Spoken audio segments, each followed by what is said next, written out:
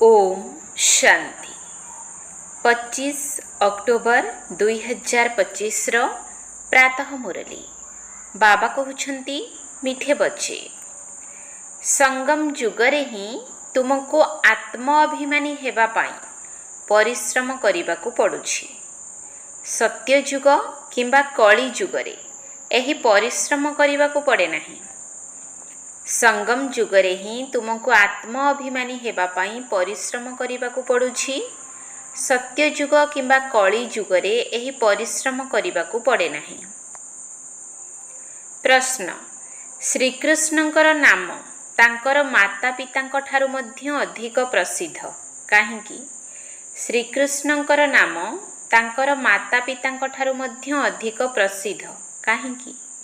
उत्तर काहींकी ना श्रीकृष्णंक पूर्वरु जेउ माने भी जन्म नेउछंती सेमानंकर जन्म जोग बल द्वारा हेउ नाही। कृष्णंकर माता पिता जोग बल द्वारा जन्म नेउ नाहंती। दुई रे राधा कृष्ण ही संपूर्ण कर्मातीत अवस्था को प्राप्त करिछंती तेणु सेही माने ही प्रथमे सद्गति प्राप्त करुछंती। जेते बेले सबु पाप आत्मा माने समाप्त होई जिबे सेते बेले जाई गुलगुल नुआ दुनिया रे श्रीकृष्णंकर जन्म हेबो ताकू ही वैकुंठ कुहाजिबो। तीन रे संगम जुगरे श्रीकृष्णंकर आत्मा सर्वाधिक पुरुषार्थ करिछंती सेथिपाई तांकर नाम अधिक प्रसिद्ध होईछि। ओम शांति। मधुर आत्मिक संतान मानकु आत्मिक पिता बसी बुझाउछंती 5000 वर्ष परे थरे मात्र पिला मानकु आसी पढ़ाउछंती। डाकुछंती मध्य आम पतित मानकु आसी पवित्र कराओ। तेणु एथिरु सिद्ध हेउछि जे एहा पतित दुनिया अटे। नुआ दुनिया पवित्र दुनिया थिला। नुआ घर बहुत सुंदर होई थाए। पुरुणा घर जेपरि भांगी रुजी जाई थाए वर्षारे तले पड़ी जाए। एबे तुमे माने जानिछ बाबा आसिछंती नुआ दुनिया तैयारी करिबा पाई। वर्तमान आमको पाठ पढ़ाउछंती पुणी 5000 वर्ष पर पढ़ाइबे। कौनसी साधु संथ आदि एपरी निजर अनुसरणकारी को पढ़ाइबे नाही। तांकु एकथा जଣା ही नाही ना खेल विषय रे जଣା अछि काहींकि ना सेमाने निवृत्ति मार्गधारी अटंती। बाबांक बिना केही भी सृष्टिर आदि मध्य अंतर रहस्य बुझाई पारिबे नाही। आत्म अभिमानी हेबा पाई ही पिला मानको परिश्रम करिबाकू पड़ुछि काहींकि ना अधा कल्प तुमे केबे आत्म अभिमानी होई नाह। वर्तमान बाबा कहउछंती निजको आत्मा बोली भाव। एपरि नुहे कि आत्मा ही परमात्मा अटंती ना। निजको आत्मा भावी परमपिता परमात्मा शिवं को मने पकाइबाकू हेबो। मुख्य हेउछि याद्र यात्रा जहा द्वारा ही तुमे पतितरु पवित्र हेउछ। एथिरे कौनसी स्थूल कथा नाही। नाक कान आदि किछि बंद करिबार नाही। मूल कथा हेउछि निजको आत्मा भावी बाबांकू मने पकाइबाकू हेबो। तुमे अधा कल्परु देह अभिमान रे रहिबार अभ्यास करि नेछ। प्रथमे निजको आत्मा बोली भाबिले ही बाबांकू मने पकाई परिबो। भक्ति मार्ग रे मध्य बाबा बाबा कहि आसिछंती। पिला माने जानिछंती सत्य जुगरे जणे ही लौकिक पिता रहिबे। सेठारे पारलौकिक पितांकू मने पकाइबे नाही काहींकि ना सुख रहुछि। भक्ति मार्ग रे पुणी 2 जण पिता होई जाइथांती लौकिक एवं पारलौकिक। दुखरे समस्ते पारलौकिक पितांकु स्मरण करिथांती। सत्य जुगरे भक्ति रहिबो नाही। सेठारे तो ज्ञानर प्रालब्ध ही मिलिबो। एहीपरि नुहे कि सत्य जुगरे ज्ञान रहिबो। वर्तमान समयर ज्ञानर प्रारब्ध सेठारे मिलुछि। बाबा तो थरे मात्र आसुछंती। अधा कल्प बेहद्र बाबांक ठारू सुखर संपत्ति मिलुछि। पुणी लौकिक पितांक ठारू अल्प कालर संपत्ति मिलुछि। एकथा को मनुष्य बुझाई पारिबे नाही। एहा हेउछि नुआ कथा। 5000 वर्षरे संगम जुगरे थरे मात्र बाबा आसुछंती। ଯେବେ କି କଳିଯୁଗର ଅନ୍ତ ଓ ସତ୍ୟଯୁଗ ଆଦିର ସଙ୍ଗମ ହେଉଛି, ତେବେ ଯାଇ ବାବା ଆସୁଛନ୍ତି ପୁନର୍ବାର ନୂଆ ଦୁନିଆ ସ୍ଥାପନ କରିବା ପାଇଁ। ନୂଆ ଦୁନିଆରେ ଏହି ଲକ୍ଷ୍ମୀ ନାରାୟଣଙ୍କର ରାଜ୍ୟ ଥିଲା, ପୁଣି ତ୍ରେତାରେ ରାମ ରାଜ୍ୟ ଥିଲା। ବାକି ଦେବତାମାନଙ୍କର ଏତେ ଯେଉଁ ଚିତ୍ର ତିଆରି କରୁଛନ୍ତି, ଏସବୁ ଭକ୍ତି ମାର୍ଗର ସାମଗ୍ରୀ ଅଟେ। ବାବା କହୁଛନ୍ତି ଏସବୁକୁ ଭୁଲିଯାଅ, ବର୍ତ୍ତମାନ ନିଜ ଘର ଏବଂ ନୂଆ ଦୁନିଆକୁ ମନେ ପକାଅ। ଜ୍ଞାନ ମାର୍ଗ ବୁଝିବାର ମାର୍ଗ ଅଟେ, ଯାହାଦ୍ୱାରା ତୁମେ 21 ଜନ୍ମ ବୁଦ୍ଧିମାନ ହେଉଛ। ସେଠାରେ କୌଣସି ଦୁଃଖ ରହିବ ନାହିଁ। ସତ୍ୟଯୁଗରେ କେହି ଏପରି କହିବେ ନାହିଁ ଯେ ଆମକୁ ଶାନ୍ତି ଦରକାର। କୁହାଯାଏ ନା, ମାଗିବା ଠାରୁ ମରିବା ଭଲ। ବାବା ତୁମକୁ ଏପରି ସାହୁକାର କରି ଦେଉଛନ୍ତି, ଯାହା ଫଳରେ ସତ୍ୟଯୁଗରେ ଦେବତାମାନଙ୍କୁ ଭଗବାନଙ୍କ ଠାରୁ କୌଣସି ଜିନିଷ ମାଗିବାର ଆବଶ୍ୟକ ପଡ଼ୁନାହିଁ। ଏଠାରେ ତ ଆଶୀର୍ବାଦ ମାଗୁଛନ୍ତି ନା। ପୋପ୍ ଆସିଲେ କେତେ ଲୋକ ଆଶୀର୍ବାଦ ନେବାକୁ ଆସୁଛନ୍ତି। ପୋପ୍ କେତେ ଜଣଙ୍କର ବିବାହ କରାଉଛନ୍ତି। ବାବା ତ ଏ କାମ କରୁନାହାନ୍ତି। ଭକ୍ତି ମାର୍ଗରେ ଯାହା ଅତୀତ ହୋଇଯାଇଛି, ତାହା ଏବେ ପୁନର୍ବାର ହେଉଛି। ପୁଣି ଏହାର ମଧ୍ୟ ପୁନରାବୃତ୍ତି ହେବ। ଦିନକୁ ଦିନ ଭାରତର କେତେ ଅଧୋଗତି ହୋଇ ଚାଲିଛି। ଏବେ ତୁମେ ସଙ୍ଗମ ଯୁଗରେ ଅଛ, ବାକି ସମସ୍ତେ ହେଲେ କଳିଯୁଗୀ ମନୁଷ୍ୟ। ଏଠାକୁ ନ ଆସିବା ପର୍ଯ୍ୟନ୍ତ କିଛି ହେଲେ ବି ବୁଝିପାରିବେ ନାହିଁ ଯେ ବର୍ତ୍ତମାନ ସଙ୍ଗମ ଯୁଗ ନା କଳିଯୁଗ ଅଟେ। ଗୋଟିଏ ଘରେ ପିଲାମାନେ କହୁଛନ୍ତି ଆମେ ସଙ୍ଗମ ଯୁଗରେ ଅଛୁ, ବାପ କହୁଛି ଆମେ କଳିଯୁଗରେ ଅଛୁ। ତେଣୁ କେତେ ଅସୁବିଧା ହେଉଛି। ଖାଇବା ପିଇବାରେ ମଧ୍ୟ ଅସୁବିଧା ହେଉଛି। ତୁମେ ସଙ୍ଗମ ଯୁଗୀ ଶୁଦ୍ଧ ପବିତ୍ର ଭୋଜନ ଖାଉଛ। ଦେବତାମାନେ କେବେ ପିଆଜ ଆଦି ଖାଇନଥାନ୍ତି। ଏହି ଦେବତାମାନଙ୍କୁ ନିର୍ବିକାରୀ ବୋଲି କୁହାଯାଉଛି। ଭକ୍ତି ମାର୍ଗରେ ସମସ୍ତେ ତମୋପ୍ରଧାନ ହୋଇଯାଇଛନ୍ତି। ବର୍ତ୍ତମାନ ବାବା ସତୋପ୍ରଧାନ ହେବା ପାଇଁ କହୁଛନ୍ତି। ବୁଝିବା ନିମନ୍ତେ କେହି ପ୍ରସ୍ତୁତ ନାହାନ୍ତି ଯେ ଆତ୍ମା ପ୍ରଥମେ ସତୋପ୍ରଧାନ ଥିଲା, ପୁଣି ତମୋପ୍ରଧାନ ହୋଇଛି। କାହିଁକି ନା ଭକ୍ତି ମାର୍ଗରେ ଆତ୍ମାକୁ ନିର୍ଲେପ ବୋଲି ଭାବୁଛନ୍ତି। ଆତ୍ମା ହିଁ ପରମାତ୍ମା ଅଟେ, ଏହିପରି କହିଦେଉଛନ୍ତି। ବାବା କହୁଛନ୍ତି ମୁଁ ହେଉଛି ଜ୍ଞାନର ସାଗର। ଯେଉଁମାନେ ଦେବୀ ଦେବତା ଧର୍ମର ହୋଇଥିବେ, ସେମାନେ ପୁନର୍ବାର ଆସି ସମ୍ପତ୍ତି ନେବେ।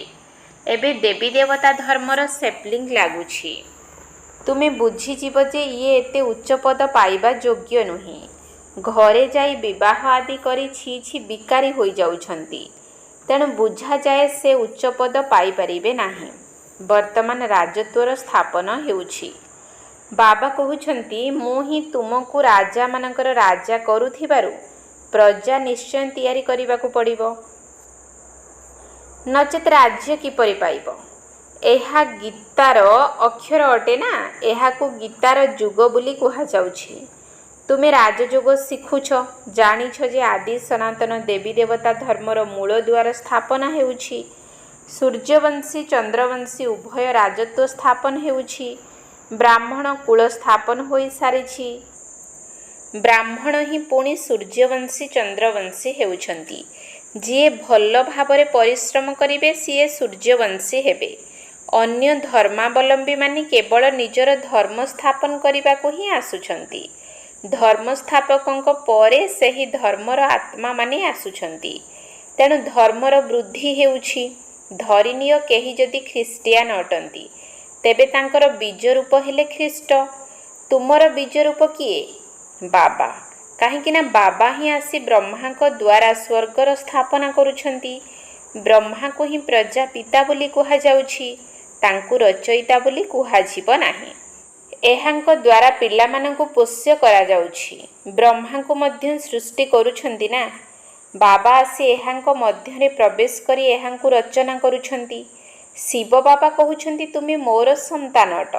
ବ୍ରହ୍ମା ମଧ୍ୟ କହୁଛନ୍ତି ତୁମେ ମୋର ସାକାରୀ ସନ୍ତାନ ଅଟ। ଏବେ ତୁମେ କଳା ଛି ଛି ବିକାରୀ ହୋଇଯାଇଛ। ବର୍ତ୍ତମାନ ପୁଣି ବ୍ରାହ୍ମଣ ହୋଇଛ। ଏହି ସଙ୍ଗମରେ ତୁମେ ପୁରୁଷୋତ୍ତମ ଦେବୀ ଦେବତା ହେବା ପାଇଁ ପରିଶ୍ରମ କରୁଛ। ଦେବତା ଏବଂ ଶୂଦ୍ରମାନଙ୍କୁ କୌଣସି ପରିଶ୍ରମ କରିବାକୁ ପଡ଼ୁନାହିଁ। ତୁମ ବ୍ରାହ୍ମଣମାନଙ୍କୁ ଦେବତା ହେବା ପାଇଁ ପରିଶ୍ରମ କରିବାକୁ ପଡ଼ୁଛି। ବାବା ସଙ୍ଗମରେ ହିଁ ଆସୁଛନ୍ତି। ଏହା ବହୁତ ଛୋଟ ଯୋଗ ଅଟେ। ସେଥିପାଇଁ ଏହାକୁ ଅଧିଯୋଗ ବୋଲି କୁହାଯାଉଛି। ଏହାକୁ କେହି ହେଲେ ଜାଣିନାହାନ୍ତି। ବାବାଙ୍କୁ ମଧ୍ୟ ପରିଶ୍ରମ କରିବାକୁ ପଡ଼ୁଛି। ଏପରି ନୁହେଁ ଯେ ତୁରନ୍ତ ନୂଆ ଦୁନିଆ ହୋଇଯାଉଛି। ତୁମକୁ ଦେବତା ହେବା ପାଇଁ ସମୟ ଲାଗୁଛି। ଯିଏ ଭଲ କର୍ମ କରନ୍ତି ସିଏ ଭଲ କୂଳରେ ଜନ୍ମ ନେଇଥାନ୍ତି। ଏବେ ତୁମେ ପୁରୁଷାର୍ଥର କ୍ରମ ଅନୁସାରେ ଫୁଲ ଅର୍ଥାତ୍ ସତୋପ୍ରଧାନ ହେଉଛ। ଆତ୍ମା ହିଁ ସତୋପ୍ରଧାନ ହେଉଛି। ଏବେ ତୁମର ଆତ୍ମା ଭଲ କର୍ମ ଶିଖୁଛି। ଆତ୍ମା ହିଁ ଭଲ ଅଥବା ମନ୍ଦ ସଂସ୍କାର ନେଇଯାଇଥାଏ। ଏବେ ତୁମେ ଗୁଲଗୁଲ ଅର୍ଥାତ୍ ଫୁଲ ହୋଇ ଭଲ ଘରେ ଜନ୍ମ ନେବ। ଏଠାରେ ଯେଉଁମାନେ ଭଲ ପୁରୁଷାର୍ଥ କରୁଛନ୍ତି ସେମାନେ ନିଶ୍ଚୟ ଭଲ କୂଳରେ ଜନ୍ମ ନେବେ। କ୍ରମ ଅନୁସାରେ ତ ରହିବେ ନା, କର୍ମ ଅନୁସାରେ ଜନ୍ମ ନେଇଥାନ୍ତି। ଯେତେବେଳେ ଖରାପ କର୍ମ କରୁଥିବା ଆତ୍ମା ବିଲକୁଲ ବିନାଶ ହୋଇଯିବେ ସେତେବେଳେ ସ୍ୱର୍ଗର ସ୍ଥାପନା ହୋଇଯିବ। ତମୋପ୍ରଧାନ ଆତ୍ମାମାନେ ସବୁ ବିନାଶ ହୋଇଯିବେ। ପୁଣି ନୂଆ ଦେବତାମାନଙ୍କର ଆସିବା ଆରମ୍ଭ ହେବ। ଯେତେବେଳେ ସବୁ ଭ୍ରଷ୍ଟାଚାରୀ ଶେଷ ହୋଇଯିବେ ସେତେବେଳେ ଶ୍ରୀକୃଷ୍ଣଙ୍କର ଜନ୍ମ ହେବ। ସେ ପର୍ଯ୍ୟନ୍ତ ତୁମର ଅଦଳ ବଦଳ ହୋଇ ଚାଲିବ। କେହି ବିକାରୀ ନ ରହିଲେ ହିଁ ଯାଇ ଶ୍ରୀକୃଷ୍ଣ ଆସିବେ। ସେ ପର୍ଯ୍ୟନ୍ତ ତୁମମାନଙ୍କର ଯିବା ଆସିବା ଚାଲିଥିବ। କୃଷ୍ଣଙ୍କୁ ଧାରଣ କରିବା ପାଇଁ ମାତା ପିତା ପୂର୍ବରୁ ଦରକାର ନା। ପୁଣି ସବୁ ଭଲ ଭଲ ଆତ୍ମାମାନେ ରହିବେ। ବାକି ସମସ୍ତେ ଚାଲିଯିବେ। ତେବେ ଯାଇ ତାକୁ ସ୍ୱର୍ଗ କୁହାଯିବ। ତୁମେ ଶ୍ରୀକୃଷ୍ଣଙ୍କୁ ସ୍ୱାଗତ କରିବା ନିମନ୍ତେ ରହିବ। ଯଦିଓ ତୁମର ଜନ୍ମ ବିକାର ଦ୍ୱାରା ହେବ, କାହିଁକି ନା ରାବଣ ରାଜ୍ୟ ଅଟେ ନା, ଶୁଦ୍ଧ ଜନ୍ମ ତ ହୋଇପାରିବ ନାହିଁ। ପ୍ରଥମେ ପ୍ରଥମେ ଶ୍ରୀକୃଷ୍ଣଙ୍କର ହିଁ ପବିତ୍ର ଜନ୍ମ ହେବ। ତାପରେ ନୂଆ ଦୁନିଆକୁ ବୈକୁଣ୍ଠ ବୋଲି କୁହାଯିବ। ଶ୍ରୀକୃଷ୍ଣ ବିଲକୁଲ ଗୁଲଗୁଲ ଅର୍ଥାତ୍ ପବିତ୍ର ନୂଆ ଦୁନିଆକୁ ଆସିବେ। ରାବଣ ସମ୍ପ୍ରଦାୟ ହିଁ ବିଲକୁଲ ସମାପ୍ତ ହୋଇଯିବ। ଶ୍ରୀକୃଷ୍ଣଙ୍କର ନାମ ତାଙ୍କ ମାତା ପିତାଙ୍କ ଠାରୁ ମଧ୍ୟ ଅଧିକ ପ୍ରସିଦ୍ଧ ହେବ। ଶ୍ରୀକୃଷ୍ଣଙ୍କର ମାତା ପିତାଙ୍କର ନାମ ଏତେ ପ୍ରତ୍ୟକ୍ଷ ହେବ ନାହିଁ। ଶ୍ରୀକୃଷ୍ଣଙ୍କ ପୂର୍ବରୁ ଯେଉଁମାନଙ୍କର ଜନ୍ମ ହେଉଛି ତାଙ୍କର ଜନ୍ମ ଯୋଗବଳ ଦ୍ୱାରା ହେଉଛି ବୋଲି କୁହାଯିବ ନାହିଁ। ଏପରି ନୁହେଁ ଯେ ଶ୍ରୀକୃଷ୍ଣଙ୍କ ମାତା ପିତା ଯୋଗବଳ ଦ୍ୱାରା ଜନ୍ମ ନେଇଛନ୍ତି। ନା, ଯଦି ଏପରି ହୋଇଥାନ୍ତା ତେବେ ତାଙ୍କର ମଧ୍ୟ ନାମ ପ୍ରସିଦ୍ଧ ହୋଇଥାନ୍ତା। ତେଣୁ ଏଥିରୁ ସିଦ୍ଧ ହେଉଛି ତାଙ୍କର ମାତା ପିତା ଏତେ ପୁରୁଷାର୍ଥ କରିନାହାନ୍ତି ଯେତିକି ଶ୍ରୀକୃଷ୍ଣ କରିଛନ୍ତି। ଏସବୁ କଥା ତୁମେ ଭବିଷ୍ୟତରେ ବୁଝିଯିବ। ରାଧାକୃଷ୍ଣ ହିଁ ସମ୍ପୂର୍ଣ୍ଣ କର୍ମାତୀତ ଅବସ୍ଥାଧାରୀ ଅଟନ୍ତି। ସେ ହିଁ ସଦ୍ଗତି ପ୍ରାପ୍ତ କରୁଛନ୍ତି। ସବୁ ପାପ ଆତ୍ମାମାନଙ୍କର ସମାପ୍ତି ହେଲେ ଯାଇ ତାଙ୍କର ଜନ୍ମ ହେଉଛି। ତାକୁ ହିଁ ପବିତ୍ର ଦୁନିଆ କୁହାଯିବ। ସେଥିପାଇଁ ଶ୍ରୀକୃଷ୍ଣଙ୍କର ଏତେ ଖ୍ୟାତି ହେଉଛି। ତାଙ୍କ ମାତା ପିତାଙ୍କର ଏତେ ଗାୟନ ହେଉନାହିଁ। ଆଗକୁ ଗଲେ ତୁମକୁ ବହୁତ ସାକ୍ଷାତକାର ହେବ। ସମୟ ତ ଅଛି। ତୁମେ କାହାକୁ ହେଲେ ବି ବୁଝାଇ ପାରିବ। ଆମେ ଏହିପରି ଲକ୍ଷ୍ମୀ ନାରାୟଣ ହେବା ପାଇଁ ପାଠ ପଢ଼ୁଛୁ। ବିଶ୍ୱରେ ବର୍ତ୍ତମାନ ଏହାଙ୍କର ରାଜ୍ୟ ସ୍ଥାପନ ହେଉଛି। ଆମ ନିମନ୍ତେ ତ ନୂଆ ଦୁନିଆ ଆବଶ୍ୟକ। ଏବେ ତୁମକୁ ଦୈବୀ ସମ୍ପ୍ରଦାୟର ବୋଲି କୁହାଯିବ ନାହିଁ। ତୁମେ ବ୍ରାହ୍ମଣ ସମ୍ପ୍ରଦାୟର ଅଟ। ଦେବତା ହେବାକୁ ଯାଉଛ।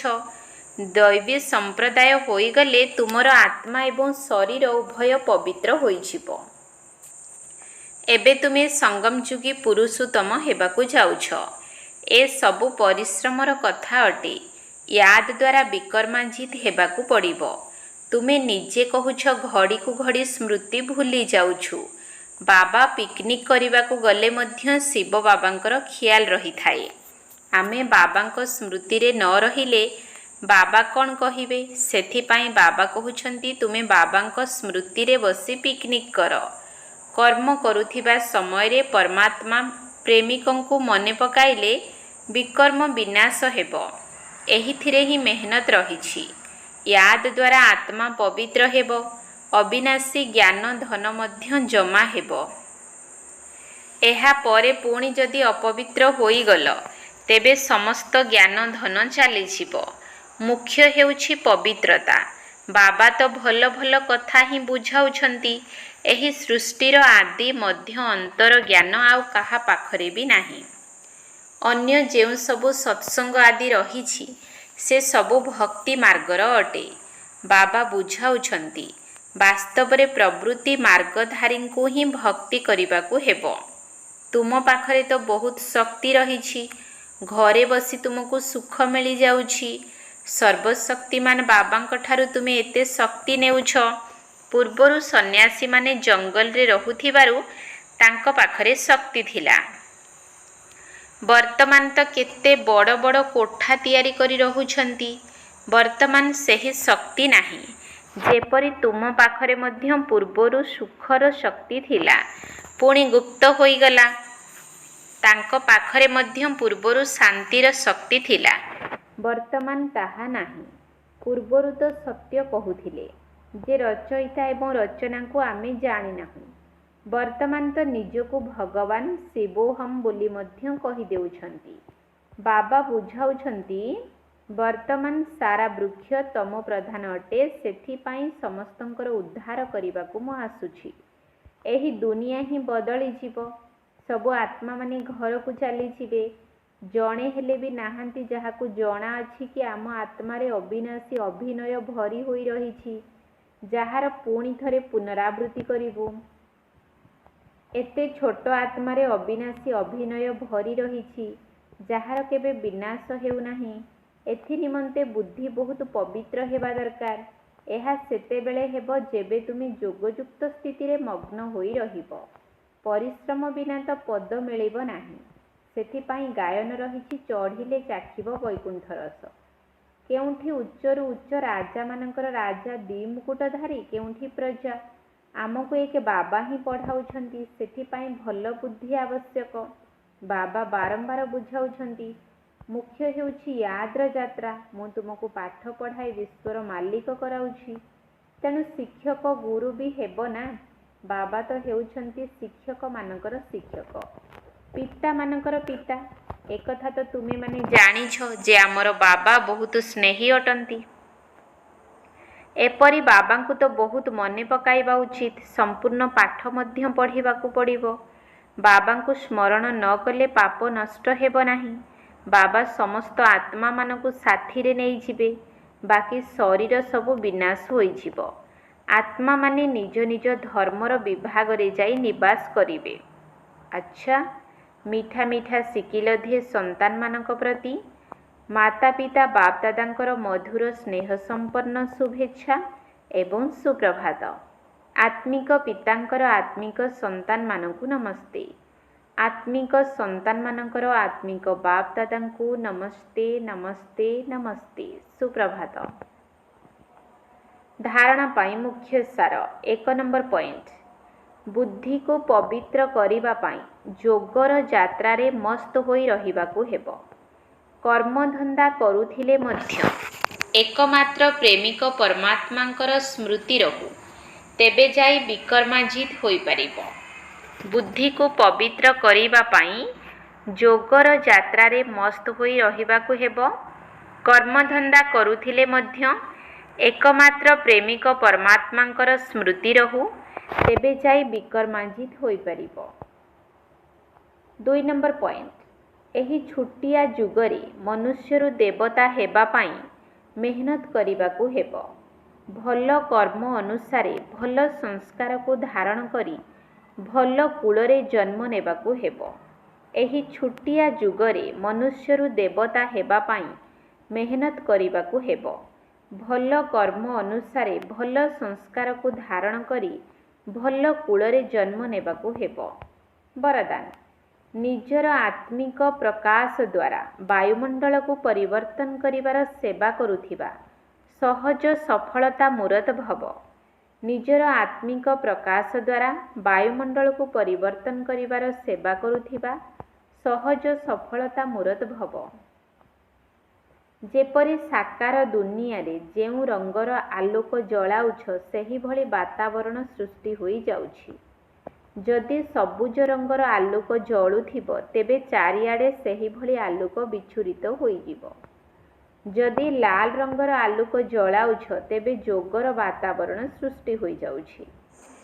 ତେବେ ସ୍ଥୂଳ ଆଲୋକ ଯଦି ବାୟୁମଣ୍ଡଳକୁ ପରିବର୍ତ୍ତନ କରିଦେଇ ପାରୁଛି, ତେବେ ତୁମ ଭଳି ଲାଇଟ୍ ହାଉସ୍ ଆତ୍ମାମାନେ ମଧ୍ୟ ପବିତ୍ରତାର ଆଲୋକ ବା ସୁଖର ଆଲୋକ ଦ୍ୱାରା ବାୟୁମଣ୍ଡଳକୁ ପରିବର୍ତ୍ତନ କରିବାର ସେବା କର, ଯାହାଦ୍ୱାରା ସଫଳତା ମୂରତ ହୋଇଯିବ। ତେବେ ସ୍ଥୂଳ ଆଲୋକକୁ ଆଖି ଦ୍ୱାରା ଦେଖିପାରୁଛନ୍ତି, କିନ୍ତୁ ଆତ୍ମିକ ପ୍ରକାଶକୁ ଅନୁଭବ ଦ୍ୱାରା ଜାଣିବେ। ସ୍ଲୋଗାନ: ବ୍ୟର୍ଥ କଥାବାର୍ତ୍ତାରେ ସମୟ ଏବଂ ସଂକଳ୍ପ ନଷ୍ଟ କରିବା ଏହା ମଧ୍ୟ ଅପବିତ୍ରତା ଅଟେ। ବ୍ୟର୍ଥ କଥାବାର୍ତ୍ତାରେ ସମୟ ଏବଂ ସଂକଳ୍ପ ନଷ୍ଟ କରିବା ଏହା ମଧ୍ୟ ଅପବିତ୍ରତା ଅଟେ। ଅବ୍ୟକ୍ତ ଇଶାରା: ନିଜ ପ୍ରତି ଏବଂ ସମସ୍ତଙ୍କ ପ୍ରତି ନିଜର ସଂକଳ୍ପ ଦ୍ୱାରା ଯୋଗର ଶକ୍ତିଗୁଡ଼ିକୁ ପ୍ରୟୋଗ କର। କୌଣସି ବି ସମ୍ପତ୍ତିକୁ କମ୍ ଖର୍ଚ୍ଚ କରି ଅଧିକ ପ୍ରାପ୍ତି କରିନେବା, ଏହା ହିଁ ହେଉଛି ଯୋଗର ପ୍ରୟୋଗ। ଯେହେତୁ ସମୟ ଏବଂ ସଂକଳ୍ପ ତୁମର ଶ୍ରେଷ୍ଠ ସମ୍ପତ୍ତି ଅଟେ, ତେଣୁ ସଂକଳ୍ପ କମ୍ ଖର୍ଚ୍ଚ ହେଉ କିନ୍ତୁ ପ୍ରାପ୍ତି ଅଧିକ ମିଳୁ। ଯେଉଁ କାର୍ଯ୍ୟରେ ଗୋଟିଏ ସାଧାରଣ ବ୍ୟକ୍ତି 2-4 ମିନିଟ୍ ସଂକଳ୍ପ କରିବା ପରେ ବା ଚିନ୍ତା କରିବା ପରେ ସଫଳତା ପାଇପାରିବ, ଏହାକୁ କୁହାଯାଏ କମ୍ ଖର୍ଚ୍ଚ ବାଲାନସି। ତେଣୁ ଖର୍ଚ୍ଚ କମ୍ କର, କିନ୍ତୁ ପ୍ରାପ୍ତି 100 ଗୁଣା ହେଉ। ଏହାଦ୍ୱାରା ସମୟର ବା ସଂକଳ୍ପର ଯେଉଁ ସଞ୍ଚୟ ହେବ, ତାକୁ ଅନ୍ୟମାନଙ୍କର ସେବାରେ ଲଗାଇ ପାରିବ, ଅର୍ଥାତ୍ ଦାନ ପୁଣ୍ୟ କରିପାରିବ। ଏହା ହିଁ ହେଉଛି ଯୋଗର ପ୍ରୟୋଗ। ଓମ୍ ଶାନ୍ତି।